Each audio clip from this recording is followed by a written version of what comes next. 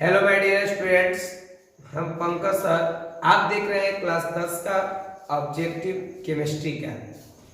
Chemistry के इस objective में आप देख रहे हैं चैप्टर नंबर 4 का दूसरा वीडियो। चैप्टर नंबर 4 का पहला वीडियो देख चुके हैं। अगर नहीं देखे हैं तो पहला जाके देखिए, यानी चैप्टर 1, 2, 3 का बन चुका है, प्ले लिस्ट में पड़ा हुआ है, जाके देखिए। और चैप्टर नंबर यह आपका हुआ हमारा 4 का दूसरा वीडियो। और दूसरा में ध्यान से देखिए, क्वेश्चन नंबर 40 तक हम लोग पीछे पढ़े हैं। अब क्वेश्चन नंबर 41 से देखेंगे। 41 क्या कह रहा है? कह रहा है कि प्रकृति के रबर जिसका बहुलक है, यानी प्राकृतिक रबर किसका बहुलक है? तो प्राकृतिक रबर आइसोप्रीन का यानी बहुलक है। आइसोप्रीन का बहुलक कहलाता है। अगला देखिए 42 क्या कहता है? 42 कह रहा है कि मीथेन के दहन से प्राप्त होता है। जब मीथेन को जलाइएगा तो मीथेन ऑक्सीजन के उपस्थिति में जलता है। तो मीथेन ऑक्सीजन की उपस्थिति में जल के बनाता है carbon dioxide. This is right answer, carbon dioxide. अगला ध्यान से देखिए, यहाँ पे कार्बन डाइऑक्साइड होगा एक नंबर। अगला क्वेश्चन देखिए ध्यान से, कहता है एल्काइन है, इनमें से कौन सा एल्काइन के गुण को प्रदर्शित कर रहा है? एल्काइन के सूत्र पर आ रहा है। मैंने बताया था कि जिसका कार्बन की संख्या से हाइड्रोजन की संख्या 2 गुना से 2 को कम हो जाए, जिसमें यानी किसी भी हाइड्रोकार्बन में आपका हाइड्रोजन की संख्या कार्बन की संख्या के 2 गुना से 2 कम हो जाए, तो वह एल्काइन का रूल फॉलो कर रहा है। क्योंकि सूत्र होता है CnH2n-2। तो यहां पे क्या होगा? एल्काइन है तो जब Cn कहेगा तो 2 गए तो हाइड्रोजन 2 को कम होना चाहिए। तो ये तो एल्काइन पे है नहीं, ये अभी 2 दूनी के 4 2 को कम कीजिएगा तो 2 हो जाएगा। ये भी एल्काइन पे नहीं है और ये भी नहीं है। तो एल्काइन पे कौन है? तो ध्यान समझिएगा, 2 गो कार्बन है, हाइड्रोजन 2 गुना से 2 को कम होना चाहिए। तो इसका 2 से गुणा कीजिए 2, अब -2 कर दीजिए। देखिए 2n - 2, तो 4 - 2 यानी आ गया 2। देख लीजिए यहाँ पे, this is right answer H2। तो C2H2, this is right answer 43 का। क्वेश्चन नंबर 44 लिखते हैं। 44 नंबर क्या बोलता है? 44 नंबर क्वेश्चन बोलता है कि निम्नलिखित कार्बनिक यौगिक में कौन सा यौगिक एल्काइन है? करें कौन सा यौगिक इनमें से एल्काइन को यानी प्रदर्शित कर रहा है? तो देखिए एसिटिलीन जो है यह एल्काइन की यौगिक को प्रदर्शित करता है। यह एल्काइन समूह पे डिपेंड करता है। Acetylene, this is a right answer ए, क्योंकि यह तो एल्केन पर, फॉर्मल जो होता है वो होता ही नहीं है, और एथिल एल्कीन पर, तो एसिटिलीन एल्काइन पर डिपेंड करता है। अगला देखिए ध्यान से 45 नंबर क्वेश्चन, बहुत सुंदर क्वेश्चन, बहुत मस्त क्वेश्चन। कह रहा है 45 नंबर कि एथीन के एक अणु में 2 कार्बन परमाणुओं के बीच आबंध होता है। देखिए जब एथीन की बात किया जाए तो एथीन के कार्बन अणु में, एथीन यहाँ पे लिखा गया है, एथीन के कार्बन के यानी एथीन के एक अणु में 2 कार्बन परमाणुओं के बीच, यह कार्बन एथीन का सूत्र होता है CnH2n। अब मैंने बताया है कि जहां एथीन की बात आए वहां पे, यानी एथीन माने इन की बात है, एल्कीन की बात है, वहां पे आपका डबल बॉन्ड कार्य करता है। This is a right answer, double bond कार्य करता है। तो यहाँ पे यानी दो गो यानी बंधन बनाएगा। This is a right answer, A, 2 बंधन बनाता है। क्वेश्चन नंबर 46 कह रहा है कि कार्बन यौगिक में कार्बन की संयोजकता होता है। देखिए कार्बनिक यौगिक है तो कार्बन का होता है 6 परमाणु संख्या। इलेक्ट्रॉनिक विन्यास कीजिए 2 और 4। तो बाहतन कक्ष में अगर 1 2 3 4 आता है तो संयोजकता यही कहलाता है।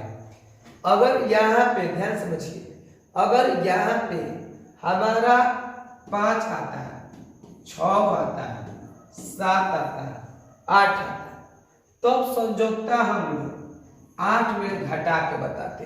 अगर यहाँ 5 आता है तो 8 - 5 यानी संयोजकता हमारा 3 होगा। लेकिन यहाँ पे डायरेक्टली 4 आया है, इसलिए कार्बनिक यौगिक का संयोजकता 4 होता है। कार्बनिक यौगिक का संयोजकता कितना होता है? 4 होता है। This is a right answer. Question number 47 methane इसका उदाहरण है। मेथेन एक प्रकार के संतृप्त हाइड्रोकार्बन है। मेथेन माने एल्केन ग्रुप पे डिपेंड करता है, और जो एल्केन ग्रुप होता है वह आपका संतृप्त हाइड्रोकार्बन होते हैं, जबकि एल्काइन और एल्कीन आपके असंतृप्त ग्रुप के अंतर्गत आते हैं।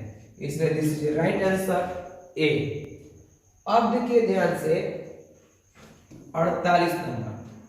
48 क्या बोलता है कि एल्केन में, ठीक है, एल्केन में कार्बन परमाणु के बीच का आबंध की संख्या होती है। मैंने बताया कि जहां पे आप लोगों को एल्केन की बात आ जाए तो एल्केन की बात आएगा, एल्केन की बात आ जाए, यहाँ फिर से लिखते हैं, एल्केन की बात आ जाए वहां पे सिंगल बॉन्ड, जहां पे एल्कीन की बात आ जाए वहां पे डबल बॉन्ड, और जहां एल्काइन की बात आ जाए वहां पे ट्रिपल बॉन्ड लगता है। ट्रिपल बॉन्ड लगता है। एल्केन का पूछा है, इसलिए एकल बंधन यानी सिंगल बॉन्ड यहाँ पे कार्य करता है। 49 क्या कहता है कि एथिलीन का IUPAC नाम होगा। देखिए एथिलीन कहा है, और जहां पे इन शब्द आए उसका नामकरण IUPAC में भी इने लगेगा, तो एथिलीन का यानी नामकरण एथीन होगा। यानी यहाँ पे चारों देखिए एथेन है तो एथिलीन ग्रुप के तो है नहीं, तो इन ग्रुप को खोजिए, इसमें इन ग्रुप वाला कहाँ है तो एथीन है। क्या कहा तो आइन ग्रुप है, तो आइन ग्रुप है इसमें ethene. This is a right answer, b. कोई दिक्कत है? क्वेश्चन नंबर 50 एथेनॉल को सांद्र H2SO4 के साथ 170 डिग्री सेल्सियस पर गर्म करने पर बनता है। तो 170 डिग्री सेल्सियस पे जब गर्म कीजिएगा तो C2H4 बनेगा, जिसे हम एथिल बोलते हैं, एथीन के नाम से जाना जाता है। 51 नंबर क्या बोलता है कि एसिटिलीन के एक अणु में 2 कार्बन परमाणुओं के बीच, देखिए मैंने बताया है कि यह आपका एसिटिलीन जो होता है यह आपका आइन ग्रुप के है, इसलिए ट्रिपल बॉन्ड लगता है यहाँ पे। तो 2 कार्बन परमाणुओं के बीच यानी 3 बंधन का कार्य करता है। कब? जब एसिटिलीन होगा तब। एसिटिलीन माने एल्काइन ग्रुप के है, तो जब एल्काइन ग्रुप में रहता है तो ट्रिपल बॉन्ड लगता है। This is a right answer, यानी ट्रिपल बॉन्ड के साथ यहाँ पे ज्वाइन कर लीजिए, जोड़ लीजिए। क्वेश्चन नंबर देखिए 51 हो गया। 52 नंबर की ओर हम चलते हैं। 52 नंबर यहाँ पे है। यह इस पीडीएफ को अपेक्स कोचिंग सेंटर के नाम से टेलीग्राम पे भी डाला गया है। आप चाहे तो यह पीडीएफ जाकर के टेलीग्राम से डाउनलोड कर सकते हैं। अपेक्स कोचिंग सेंटर आलमपुर में। कहता है कि प्रयोगशाला में संश्लेषित पहला कार्बनिक यौगिक है। तो जो पहला बार किया गया उसका नाम है डाई, यानी यहाँ पे NH3CO और NH3, तो NH2 है, NH2 यह जो यौगिक है पहला बार संश्लेषित किया गया था, इसे यह पहला संश्लेषित के नाम से जाना जाता है। अगला देखिए ध्यान से, क्वेश्चन नंबर 53 क्या बोलता है। 53 बोलता है कि प्रथम कार्बनिक यौगिक के यूरिया का संश्लेषण किसने किया था। तो बोहलर ने किया था। This is a right answer, Wohler के द्वारा किया गया था। यह बोहलर याद रखें।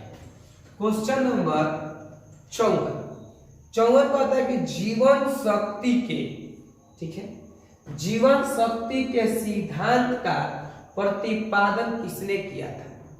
जीवन शक्ति के सिद्धांत का प्रतिपादन ब्राजीलियस ने किया था। ब्राजीलियस ने ही जीवन शक्ति के सिद्धांत को दिया, इसलिए याद रखें कि जीवन शक्ति के सिद्धांत का ब्राजीलियस ने किया। और कार्बनिक यौगिक यूरिया के संश्लेषण में सर्वप्रथम बोहलर ने किया था। क्वेश्चन नंबर 55 क्या बोलता है, ध्यान से देखिए। कार्बनिक यौगिक के निर्माण में निम्नलिखित कौन से गुण पाए जाते हैं। कार्बनिक यौगिक में निम्नलिखित में कौन से गुण पाए जाते हैं। तो इनका क्वथनांक और अवदोलनांक निम्न होता है।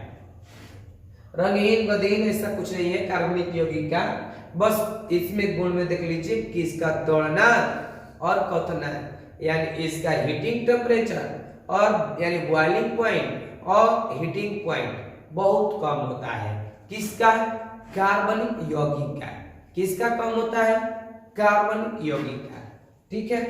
क्वेश्चन नंबर 56 के साथ, बहुत सुंदर क्वेश्चन के साथ हम लोग देखते हैं। कार्बनिक यौगिक में तत्वों के संयोग का आधार होता है प्राय जब भी तत्वों का संयोग होता है तो कोई भी कार्बनिक यौगिक संयोजकता के आधार पे जुड़ता है। जैसे कार्बन का संयोजकता 4 होता है तो इसका 4 ही बंधन बनेगा। आपका सोडियम का 1 होता है इसलिए ईगो के लिए प्रत्याग करता है। हाइड्रोजन का संयोजकता 1 इसलिए यह सिंगल बंधन बनाता है। ऑक्सीजन का संयोजकता 2 इसलिए यह डबल यानी 2 यानी बंधन बनाता है। तो कह रहा है कि क्रिया यहाँ पे कि संयोग करने का आधार क्या होता है, तो आधार संयोजकता होता है। क्या होता है, संयोजकता होता है। याद रखें संयोजकता होता है। यहाँ पे आगे की ओर हम लोग देखते हैं क्वेश्चन नंबर 57। एल्डिहाइड श्रेणी के यौगिक में निम्नलिखित में कौन क्रियाशील समूह विद्यमान होता है। एल्डिहाइड की बात करें तो याद रखें कि जहां एल्डिहाइड का है वहां पे CHO रहता है। This is a right answer, CHO होता है एल्डिहाइड के साथ। तितली देखिए, तितली है ना, चोरकट कहीं के तितली। यह तितली भी बहुत गजीब चीज होती है। एक कहावत कही गई है कि अगर आपको सक्सेस होना है तो इन तितलियों के साथ छोड़कर अगर बाज की तरह उड़ान भरनी है तो तितलियों का साथ छोड़ दीजिए, आप बाज की तरह उड़ान भरिएगा। ये तितली जहां रहेगी वहां डिस्टर्ब करेंगे। यहाँ पे CHO जो होता है एल्डिहाइड, यानी एल्डिहाइड के रूप में होता है। एल्डिहाइड को हम CHO कहते हैं। और जहां COOH कह देता या इसका कार्बोक्सिल अम्ल कह देता तब हम लगाते COOH, इसलिए यहाँ पे CHO एल्डिहाइड ग्रुप का। 58 नंबर क्वेश्चन कहता है कि धातुओं को वेल्डिंग करने के लिए उपयुक्त कौन सा होता है? एसिटिलीन का रॉड होता है। जो धातु को वेल्डिंग करने के लिए रॉड बनाया जाता है वह एसिटिलीन का होता है। एसिटिलीन के रॉड से आपका वेल्डिंग को जोड़ा जाता है, धातुओं को जोड़ा जाता है आपस में। अगला देखिए हमारा 59 नंबर क्वेश्चन। 59 नंबर क्या बोलता है कि निम्नलिखित में किसकी थोड़ी मात्रा पीने से मृत्यु हो सकती है? देखिए हो सकती नहीं, हो जाएगी। मेथेनॉल जो है एक जहर का रूप है। मेथेनॉल एक जहर का रूप है, इसलिए मेथेनॉल की थोड़ी सा मात्रा पी लेने से यह जहर के रूप में आपका जान ले सकता है, यानी यह बहुत खतरनाक रसायन होता है। अगला देखिए क्वेश्चन नंबर 60 कहता है कि एथिल एल्कोहल का IUPAC नाम है। IUPAC नाम क्या है एथिल एल्कोहल का? तो देखिए एल्कोहल जहां लग जाए वहां नॉल जोड़ देना है। तो नॉल जब जोड़ेंगे तो देखिए इसमें किसमें नॉल जोड़े हैं? तो मेथेनॉल ना, नॉल है, नॉल नहीं है, यहाँ है एथेनॉल। यह एथेनॉल, वो एथेनॉल और यह एथेनॉल और यह एथेनोइक। तो जहां एल्कोहल ग्रुप जाएगा, एल्कोहल ग्रुप मतलब OH, जहां OH लगाएंगे वहां पे एथेनॉल लगाएंगे नाम के पीछे, नाम के पीछे एथेनॉल। जैसे ध्यान से समझिएगा, मान लिया जाए यह CH3 है और इसमें OH जोड़ दीजिए तो बनेगा CH3OH। इस CH4 को हम क्या बोलते हैं? मेथेन बोलते हैं। तो मेथेन में OH लग गया तो मेथेनॉल बोलेंगे, मेथेनॉल बोलेंगे। तो एथेनॉल मेथेनॉल, मेथेनॉल बोलेंगे। उसी प्रकार से अगर C2H5OH हो गया, C2H5OH हो गया, यहाँ को फिर से मिटा के लिखते हैं C2H5OH, इसको बोलेंगे ethanol, ethanol. This is a right answer, ethanol. अगला देखिए क्वेश्चन नंबर हमारा यहाँ पे आता है 61। कहता है एल्डिहाइड का IUPAC नाम है। देखिए जैसे एल्कोहल के IUPAC नाम में नल जोड़े, उसी तरह से जहां एल्डिहाइड आएगा वही नल जोड़ेंगे, जहां एल्डिहाइड आएगा वहां नल जोड़ेंगे। जैसे मान लिया जाए कि मेथेन अगर है तो मेथेन में नल जोड़िएगा, जब एल्डिहाइड है तब तो क्या बनेगा? बनेगा मेथेनॉल। क्या बनेगा? मेथेनॉल। ऑल जोड़ते हैं, ऑल, तो बनता है मेथेनॉल। जैसे एथेन में अगर हम ऑल जोड़ते हैं तो क्या बनेगा? बनेगा एथेनॉल, एथेनॉल। कब? जब एल्डिहाइड रहेगा तो, एल्डिहाइड रहेगा तो। अगर वहीं पे कार्बोक्सिलिक अम्ल लग जाए, मान लीजिए एल्डिहाइड ना दे करके कार्बोक्सिलिक अम्ल होता, यहाँ पे दिया है एल्डिहाइड, एल्डिहाइड न देकर के कार्बोक्सिलिक अम्ल देता तब क्या होता है? तो कार्बोक्सिलिक अम्ल देता तो हम नोइक जोड़ते, जैसे एथेनोइक अम्ल यहाँ है ना, तो उसी प्रकार का जब यहाँ कार्बोक्सिल लिखता तो, अगर ये जो कीटोन लिख दे तो उस समय नोन जोड़ेंगे, जैसे एथेनोन यहाँ दिया है, तो एथेनोन कब जोड़ेंगे? जब कीटोन दे देगा तो यहाँ किसके लिए पूछा है? यहाँ पूछा है एल्डिहाइड के लिए, और एल्डिहाइड के लिए हम लोग नल जोड़ते हैं तो बनेगा एथेनॉल। कोई दिक्कत? यह थ्योरी के क्लास में आप सबको बहुत बेहतर ढंग से बताया जाएगा। देखिए ध्यान से, अपेक्स कोचिंग सेंटर आलमपुर में यह थ्योरी का क्लास चलने वाला है। आपका 15 तारीख से जिन लोगों को ऑर्गेनिक में दिक्कत है, 4 पार्ट केमिस्ट्री स्टार्ट होने वाला है, वो लोग एक बार क्लास में है अपेक्स कोचिंग सेंटर आलमपुर में, यहां आके देखें। आपको चुटकी में ही सब नाम आएगा, जितना हम जानते हैं उतना आप जानेंगे। जैसे कॉन्फिडेंस को हम बता रहे हैं उसे ही कॉन्फिडेंस में आप ही बताएंगे, क्योंकि उसका रूल है, नियम है, सब कुछ है। देखिए ध्यान से, यहाँ पे 61 हो गया। 62 नंबर कहता है कि निम्नलिखित यौगिक में कौन जल में अविलय है, यानी कौन जल में नहीं घुलेगा? जल में अविलय है, तो जल में अविलय एथेनॉल है। एथेनॉल जो होता है जल में विलय नहीं, अविलय होता है।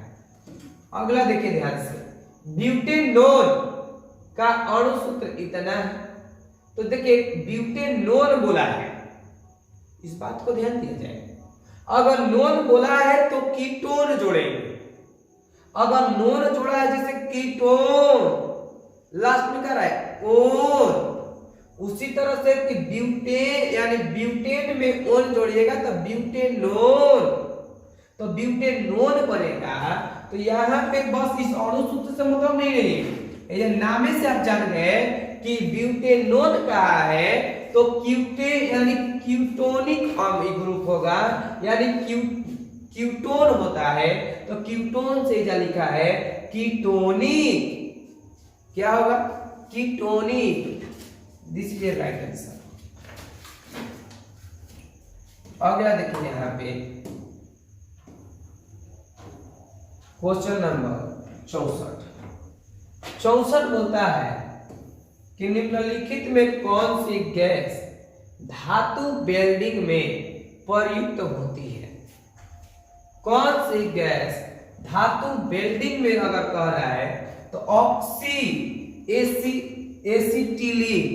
एसिटिलीन के वर्ड होता है, तो ऑक्सी एसिटिलीन, पीछे भी पता है ऑक्सी एसिटिलीन उसको कह सकते हैं, तो this is a right answer, oxy acetylene. अगला देखिए, कह रहा है कि अल्कोहल बनाने में शक्कर का किण्वन किसकी क्रिया से किया जाता है? तो शक्कर की किण्वन जो होता है एंजाइम विधि के द्वारा इसका किण्वन किया जाता है। This is a right answer, enzyme विधि होगा, एंजाइम। अगला क्वेश्चन 66 नंबर, बहुत सुंदर क्वेश्चन के साथ आप मिलने जा रहे हैं। 66 नंबर क्या बोलता है? कहता है कि पावर एल्कोहल में, मतलब एल्कोहल का पावर कितना होता है? तो एल्कोहल पावर में पेट्रोल एवं एल्कोहल की क्रमशः मात्रा होती है। कभी कभी देखिएगा, अगर ऐसा सुने होंगे कहा होगा कि गाड़ी का मोटरसाइकिल जो था तेल उड़ा गया था, अब तेल नहीं था, दारू डाल के ओकरा में चला के लेके चल गया। तो दारू जो होता है वो एल्कोहल होता है, और उस एल्कोहल में आपका पेट्रोल की मात्रा होता है। उस माने दारू जो पी रहे हैं आप, पीने वाला दारू जो पीते हैं उसमें आपका पेट्रोल भी रहता है, पेट्रोल पी रहे हैं, एक तरह से आग पी रहे हैं, इसीलिए शरीर बर्बाद होता है, खंडर जाता है। तो 80% पेट्रोल, सॉरी 80% एल्कोहल और 20% पेट्रोल होता है। This is a right answer, यहाँ पे ए नंबर। तो इसलिए वो गाड़ी चल जाता है क्योंकि उसमें पेट्रोल का भी अंश रहता है। अगला क्वेश्चन यानी 67 नंबर कह रहा है कि हीरा की संरचना यानी रचना, संरचना को ही रचना कहते हैं, कहलाती है। तो हीरा की जो रचना होता है त्रिविमीय भी होता है, दैत्याकार भी होता है, मधु छत्र भी रचना होता है, इनमें से सभी भी होता है। तो this is a right answer D. अगला क्वेश्चन बोलता है, अगला क्वेश्चन 68 नंबर 68 कहता है क्वेश्चन कि एल्काइल मूलक का सूत्र होता है। जहां पे एल्काइल मूलक की बात करते हैं, मैंने बताया है कि जहां आयन शब्द आए वहां पर CnH2n-2 होता है।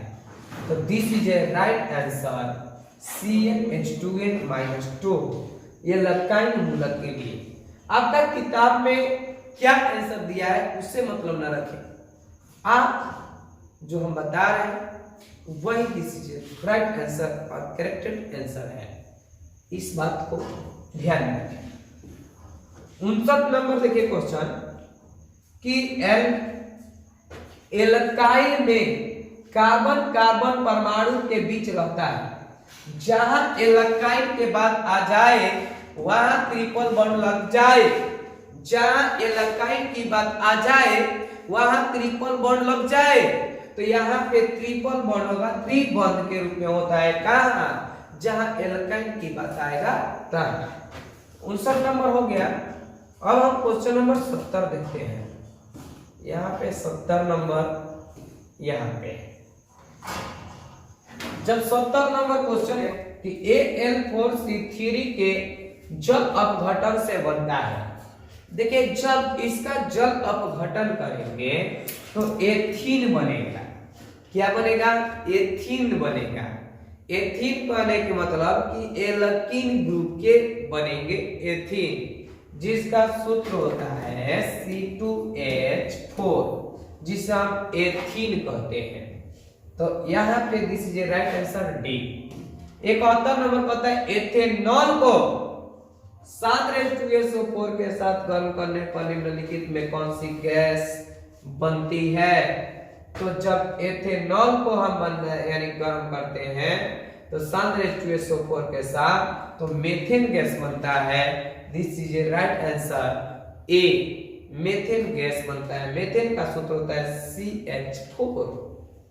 अगला कहता है कि निम्नलिखित में कौन सा 7H2SO4 के साथ यानी ताप गर्म करने पर, इतना केल्विन ताप पर गर्म करने पर एथीन बनता है। एथीन जब H2SO4 के साथ बन जाए तो यानी होता है हमारा C2H5 और OH। इसी को लिख सकते हैं CH3, देखिए एगो C और 3 गो H, और CH2OH। यहाँ पे मिला लीजिए, कोई मिलता है? एकदम मिलता है। This is a right answer ए। यह है, बस इसी को तोड़ कर लिख दिया गया है। क्वेश्चन नंबर 73 देखते हैं। आज 80 नंबर तक पढ़ाएंगे वीडियो में। वीडियो बहुत लंबा हो जाता है, इसलिए वीडियो को ज्यादा MB हो जाने से अपलोड करने में दिक्कत होता है, इसलिए वीडियो छोटा छोटा करके बनाया जा रहा है। 40-40 क्वेश्चन दे रहे हैं एक एक वीडियो में। निम्नलिखित में कौन सी गैस, वो तो हो गया, कौन सी गैस अच्छा नहीं हुआ है, धातु को जोड़ने में प्रयुक्त होता है? तो एंजाइम। यहाँ पे एथाइन नामक गैस को धातु को जोड़ने के लिए काम आता है एथाइन। अलग अब अगला देखते हैं, कार्बन द्वारा बनाए जाने वाली आबंध की प्रकृति होती है। मैंने बताया है कि जब भी कार्बन के कहे या किसी भी चीज के कहे कि आबंध की प्रकृति क्या होती है, तो आबंध की प्रकृति संयोजकता होता है, यानी संयोजकता के आधार पर कार्बन द्वारा बनाए गए आबंध होते हैं, संयोजकता के आधार पर देखा जाता है। अगला क्वेश्चन देखिए 75, कहता है 75 नंबर कि कार्बन परमाणु को आप अष्टक पूरा करने के लिए कितने इलेक्ट्रॉन की यानी कितने इलेक्ट्रॉन की आवश्यकता होती है। देखिए कार्बन परमाणु के बाह्यतम कक्ष में कितने इलेक्ट्रॉन है, तो कार्बन का 6 होता है, इलेक्ट्रॉनिक विन्यास निकालिए 2 और 4, बाह्यतम कक्ष में 4 को इलेक्ट्रॉन है और अष्टक पूरा करने के लिए और 4 को चाहिए, तो this is right answer c, यानी अष्टक पूरा करने के लिए आपका 4 को और चाहिए। अगला क्वेश्चन देखते हैं हम लोग 76 नंबर। 76 क्या बोलता है, 76 बोलता है कि कार्बन के दो प्रमुख यानी कार्बन के दो प्रमुख अपरूप के नाम बोला है, तो अपरूप का नाम क्या होगा, तो कार्बन के दो को प्रमुख अपरूप कहने का मतलब है कि हीरा और ग्रेफाइट।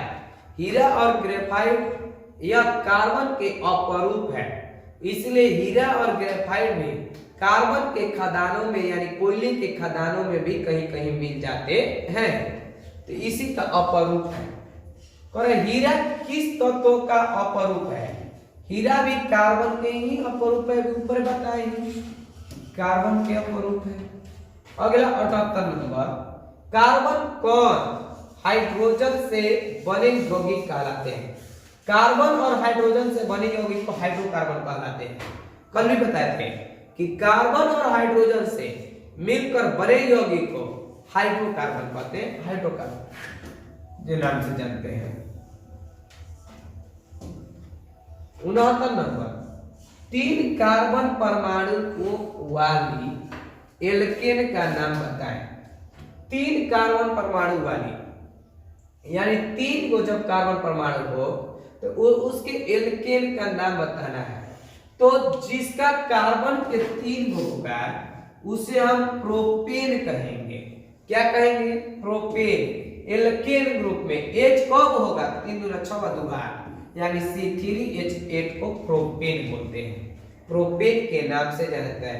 आप ग्रीक गिनती सुने होंगे, मेथ, एथ, प्रोप, प्यूर, pent, hex, hep, oct, non, dec, undec, dodec, tridec, dec, pentadec, hexadec, ऐसे 100 तक गिनती होती है।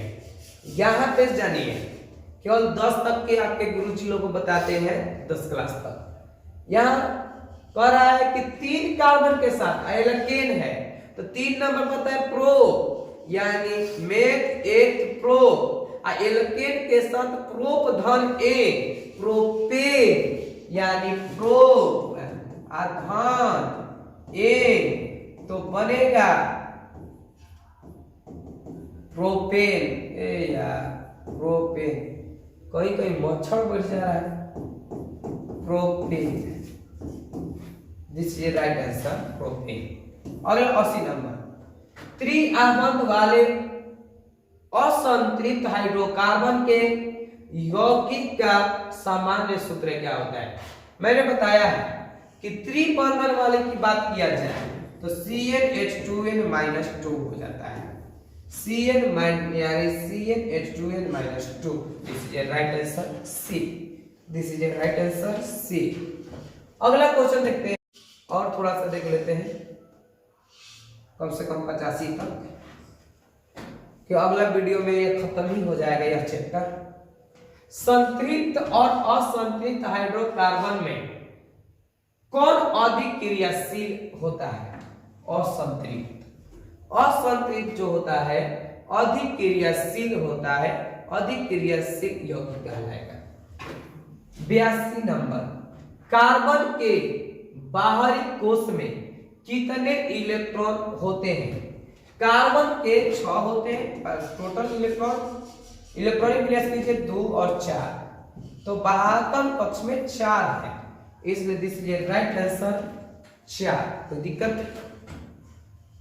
72 उसमें 4 होते हैं। अगला हमारा क्वेश्चन नंबर 83, कार्बन का कौन सा अपरूप विद्युत का सुचालक होता है? ग्रेफाइट, ए तितली राम तो ग्रेफाइट, जो ग्रेफाइट होता है कार्बन के, इतना सारा लाइट जल रहा है ना कि सारा पिलुआ पुतिंगा हम ही को पसंद कर रहा है। देखो ग्रेफाइट जो होता है विद्युत का सुचालक होता है, विद्युत उसमें सुचालित होती है। अगला नंबर हमारा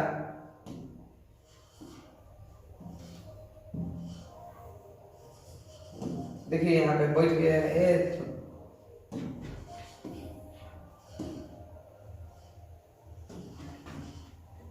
देखिए 84 नंबर। 84 कहता है कि कार्बनिक यौगिक में हाइड्रोजन को विस्थापित करने वाले परमाणु कहलाते हैं विषम परमाणु। सम परमाणु नहीं, विषम परमाणु, जो विस्थापित करते विषम परमाणु। तो यानी कार्बनिक यौगिक में हाइड्रोजन को विस्थापित करने वाले परमाणु को विषम परमाणु कहते हैं। 85 नंबर क्वेश्चन, CnH2n, जहां पे Cn और H2n की बात आए वहां पे इन शब्द लाना है, यानी एल्कीन कह जाना है। This is a right answer, alkene. कोई दिक्कत? 85 तक हम लोग कंप्लीट किए। वीडियो को यानी आप जब भी देखें प्लेलिस्ट के अनुसार देखें, लाइन बाय लाइन देखें। एक बार वीडियो देख लीजिए, बिहार बोर्ड में आपको ऑब्जेक्टिव के याद करने की नहीं पड़ेगी, गारंटी के साथ मैं कह रहा हूँ, डंके के चोट पे कह रहा हूँ। कभी आपको ऑब्जेक्टिव नहीं देखना पड़ेगा। आप एक बार पूरा वीडियो प्लेलिस्ट के अनुसार पार्ट वाइज पार्ट देख लीजिए। आप इससे बाहर आपका बिहार बोर्ड में आ ही नहीं सकता है। जितना यहाँ पे पढ़ाया गया उसके अंदर में आएंगे, बाहर कभी नहीं आ सकते हैं। ठीक है, इस वीडियो को जितना हो सके शेयर कीजिए, लाइक कीजिए, दोस्तों में शेयर कीजिए। आज के लिए इतना ही, हम फिर मिलते हैं अगले एपिसोड के साथ। चैप्टर नंबर 4 पे क्वेश्चन नंबर 86 के साथ हम लोग अगले एपिसोड में मिलेंगे। आज के लिए इतना ही। जय हिंद।